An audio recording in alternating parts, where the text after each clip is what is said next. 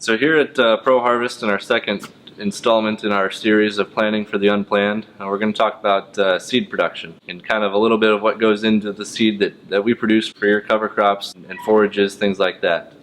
So the first one we'll talk about is oats. One of the things that we look for in oat production is it's got to be a field that has not had a cereal grain on it in the past 2 years, which with the increasing popularity of cover crops has become a little bit more challenging.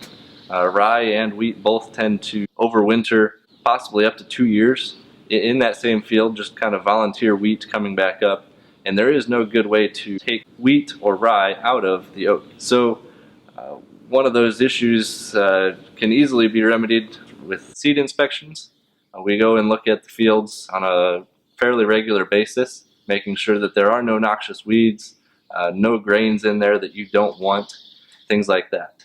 The other cereal grain that we do production of ourselves is the wheat, and that is the same type of situation in it, with the popularity of rye becoming more prevalent. We are starting to see more and more rye showing up in some of our seed production fields, which rye is almost impossible to clean out of wheat.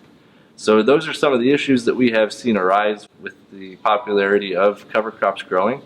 But that is one of the things that we do pride ourselves on, is those regular field inspections, making sure that there isn't any unwanted crop seeds in the product that you are buying from us. They do go through the same process as far as lab testing, germination, as well as purity tests, to make sure that the seed that you are buying from us is exactly what you want to have in it.